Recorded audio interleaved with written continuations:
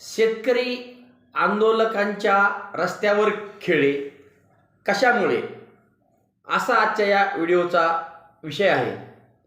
वास्तविक पाहता सध्या जगभरामध्ये 8 ते 10 देशामध्ये शेतकरी आंदोलनं चालू आहेत आणि प्रत्येक देशातील शेतकरी आंदोलकांची एकच सामायिक मागणी आहे, आधारभूत किंमत मिळावी, MSP मिळावी. म्हणजे काय मागणी आहे की फक्त आम्ही जे शेतीला भांडवल वापरतो व अंग मेहनत करतो तेवढी फक्त लागत मूल्य भरून निघेल, उत्पादन खर्च भरून निघेल एवढी तरी आम्हाला शासनाने आधारभूत किंमत द्यावी. आयात निर्यातीची धोरणं ही शेतकऱ्यांना आर्थिकदृष्ट्या तोट्यात घालणारी नसावी. अशा प्रकारच्या मागण्या सर्वच देशातील शेतकरी आंदोलकांच्या आहेत. आज 5 ते 6 दिवस झालं दिल्लीमध्ये सुद्धा 200 ते 250 शेतकरी संघटना मिळून शेतकऱ्यांच्या मागण्या केंद्र सरकारकडे मांडलेल्या आहेत. जवळजवळ 12 शेतकरी हिताच्या मागण्या या शेतकरी आंदोलकांनी केंद्र सरकारपुढे मांडलेल्या आहेत. वास्तविक पाहता या विषयावरती चर्चेतून मार्ग काढण्याऐवजी केंद्र सरकार शेतकरी आंदोलकांच्या विरोधात अशा प्रकारे यंत्रणा राबवत आहे, प्रशासन राबवत आहे की जणू काही असं वाटत आहे की शेतकरी म्हणजे पाकिस्तानच आहे व त्यामुळे शेतकरी आंदोलकांच्या रस्त्यावर दिल्ली बॉर्डरवरती मोठमोठे खिळे लावलेले आहेत आणि वेगवेगळी सुरक्षा यंत्रणा टप्प्याटप्प्याने उभे केले आहेत, रस्ते बंद केले आहेत, लोखंडी सिमेंटचे बॅरेग लावलेले आहेत आणि सगळ्यात विशेष म्हणजे जसं विमानाने युद्धामध्ये वर्ण बॉम्ब वर्षाव करावा तशा प्रकारे ड्रोनच्या माध्यमातून अश्रुधुराचे गोळे या आंदोलकांच्या वरती आकाशातून सोडले जात आहेत. अशा प्रकारची भयानक परिस्थिती आज भारतीय शेतकऱ्यांची चालू आहे व त्या विरोधात शेतकरी आणि शासन, शेतकरी व प्रशासन यांची लढाई थोडक्यात चालू आहे. काय आहेत मागण्या शेतकऱ्यांच्या? MSP मिळावी, म्हणजे शेतकऱ्यांनी पिकवलेल्या शेतीमालाला आधारभूत किंमत मिळावी, त्यात शासनाची हमी असावी, त्यावरती कायदा असावा. काही चुकीची मागणी नाहीत, कारण आज स्वातंत्र्यानंतर देशाला अन्नधान्य पुरवणारा शेतकरी आज कर्जबाजारी होऊन आत्महत्या करत आहे, तरीसुद्धा शासन शेतकऱ्यांच्या प्रश्नाकडे लक्ष देत नाही. दुसरी त्यांची मागणी आहे, शेतीमाल आयात करताना शेतकऱ्यांचं नुकसान होऊ नये याची काळजी घ्यावी व निर्यात बंदी लादल्यामुळं शेतीमालाचे बाजारभाव पडतात व शेतकरी कर्जबाजारी होतो. त्यामुळं निर्यात बंदीचे धोरणामध्ये शेतकऱ्यांना तोटा होऊ नये. त्याचप्रमाणे शेती कर्ज जे शासनाच्या चुकीच्या धोरणामुळे साचलं आहे, शासनाने वेळोवेळी शेतकऱ्यांच्या शेतीमालाचे बाजारभाव पाडले त्यामुळे शेती कर्ज साचलेलं आहे.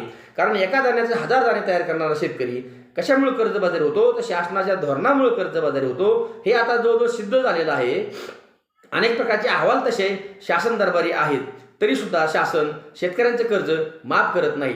उद्योगपतींचं लाखो कोटींचं, हजारो कोटींचं कर्ज शासन माफ करतं, परंतु शेतकऱ्यांचं काही लाख, काही हजार रुपये माफ करत नाहीत.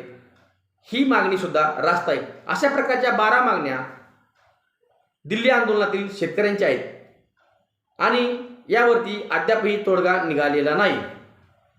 वास्तविक पाहता मोदी सरकारकडनं शेतकऱ्यांना फार अपेक्षा होत्या. स्वामीनाथन आयोगाची शिफारस लागू करण्याचे त्यांनी वचन दिलं होतं.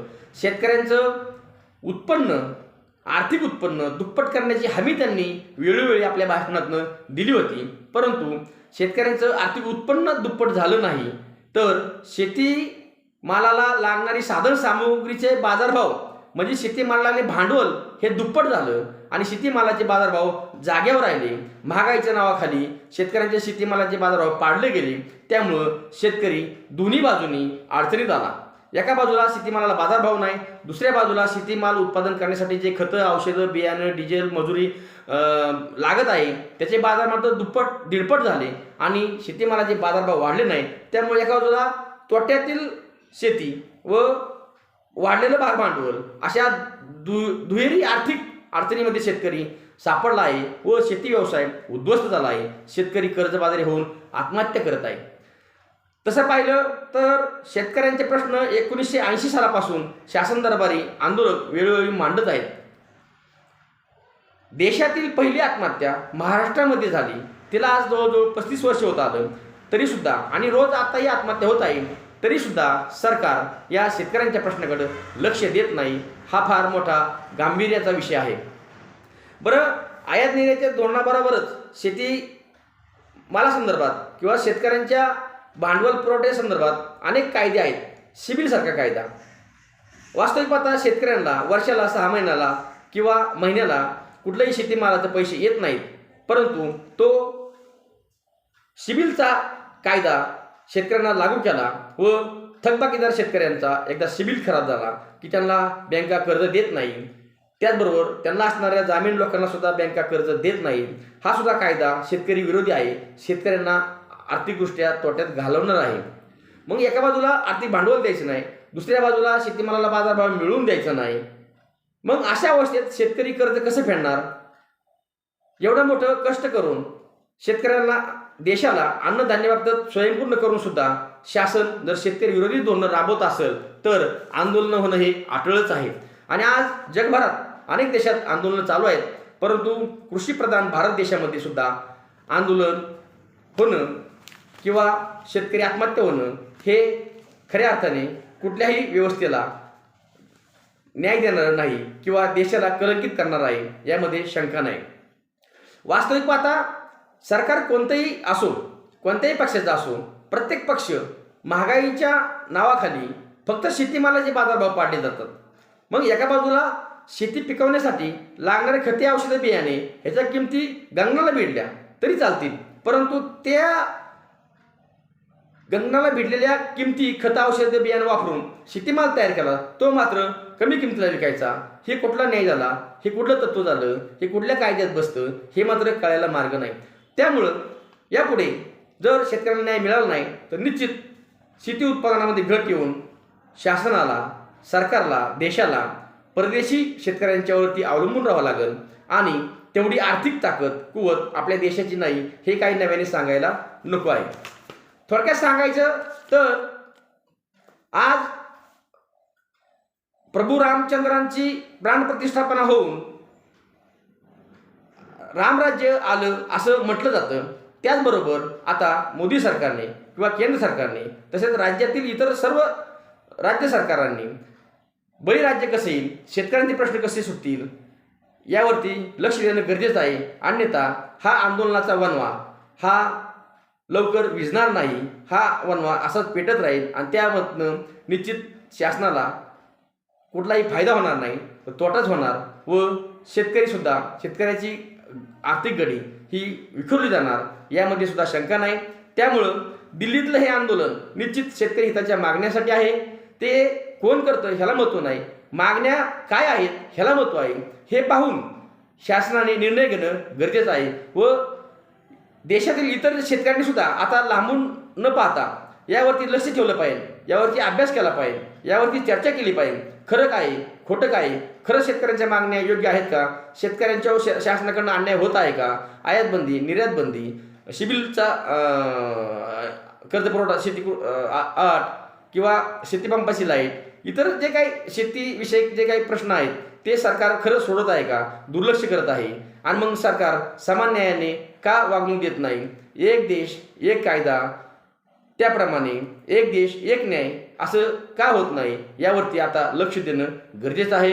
व्हिडिओ फार मोठा करत नाही, परंतु खऱ्या अर्थानं शेतकरी सुखी तर जग सुखी असं म्हटलं जातं. आपला देश तर कृषीप्रधान आहे आणि या कृषीप्रधान देशामध्ये 60 ते 65% जनता अजूनही शेतीवरती, कृषीवरती अवलंबून आहे. त्याचप्रमाणे शेती हा मोठ्या प्रमाणात रोजगार निर्मिती करणारा घटक आहे. शेतकरी हा मोठ्या प्रमाणात शासनाचा टॅक्स भरणारा घटक आहे. जरी थेट शेतीमालावर टॅक्स भरत नसला तरी सुद्धा शेतीमालाला लागणारी साधन सामग्री याच्यावरती शेतकरी टॅक्स भरत असतो. डिझेल असो, पेट्रोल असो, खतं असो, औषधं असेल, बियाणे असेल किंवा शेतीमाल उत्पादक शेतकरी हा फार किरकोळ आहे आणि परंतु ग्राहक सुद्धा आहे. वास्तविक आता एक शेतकरी किती शेतीमाल पिकवतो? 1, 2, 3 प्रकारे. एक शेतकरी 16 प्रकारे किंवा 23 प्रकारचा शेतीमाल पिकवत नाही. एक शेतकरी 2 ते 3 4 प्रकारचा शेतीमाल पिकवतो, दूध पिकवतो, परंतु तो ग्राहकही आहे, तो इतरही वस्तू खरेदी करतो. त्या खरेदी करत असताना खतं, औषधं, बियाणं असेल, ट्रॅक्टर असेल, अवजारे असतील किंवा कपडे असतील, इतर सगळ्या गोष्टी ह्या खरेदी करत असताना तो टॅक्ससुद्धा भरत असतो. आणि 60% शेतकरी संख्या असल्यामुळे सगळ्यात जास्त टॅक्स खऱ्या अर्थाने शेतकरीच भरतो. परंतु शेतकऱ्यांच्या या विषयाकडे कोणी लक्ष देत नाही, कारण शेतकरी संघटित नाही. आता शेतकरी संघटित होत आहे, त्यामुळे शेतकऱ्यांकडे लक्ष देणं गरजेचं आहे. अन्यथा ही लढाई शेतकऱ्यांची शासनाला फार महागात पडेल व एक दिवस निश्चित देशातील जनतेला अन्नधान्य कमी पडेल. त्याला जबाबदार फक्त शासकीय धोरणे असतील व महागाईची खोटी बोंब असेल. शेवटी महागाईची व्याख्याही ठरली पाहिजे. महागाई म्हणजे काय? 10-10 वर्ष 30-30 वर्ष तुम्हाला एकाच किमतीमध्ये शेतीमाल खायला पाहिजे का? त्याच्या किमती वाढतात, त्याला लागणारा उत्पादन खर्च वाढतो, त्या पद्धतीत शेतीमालाच्या किमती वाढल्या पाहिजेत. जास्त नाही पण रास्त शेतकऱ्यांना शेतीमालाचे बाजारभाव मिळाले पाहिजेत. ह्या तत्वाशी सगळ्यांनी सहमत होणं गरजेचं आहे. एवढं बोलतो आणि थांबवतो. धन्यवाद. हा व्हिडिओ खऱ्या अर्थाने शेअर करा, यूट्यूब चॅनल सबस्क्राईब करा व जागृती करा, एवढी विनंती करतो आणि थांबतो. धन्यवाद.